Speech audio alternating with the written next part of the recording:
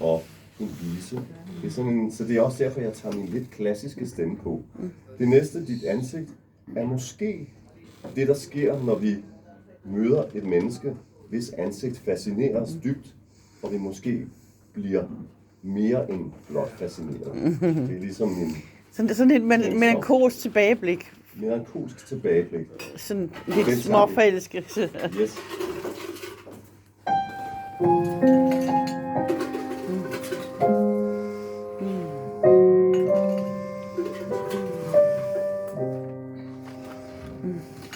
Dit ansigtskonturer kommer væltende ned over mine dage.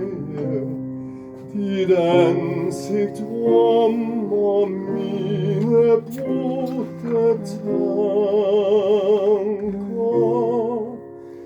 Dit ansigt lader mig forsvinde ind i en vandring af vemodige dage. Dit ansigt vender ud mod det blade i efterår. Der langsomt bliver dagens tanke. Dit ansigt har en slags vildskab, der uden forbehold strør om sig med de mindste minder. En tid kan bære, dit ansigt bærer en tænksomhed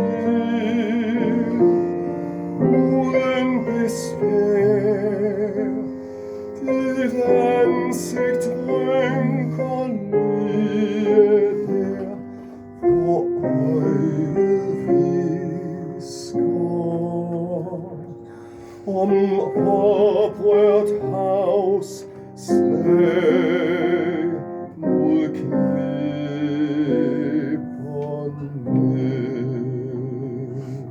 Tak.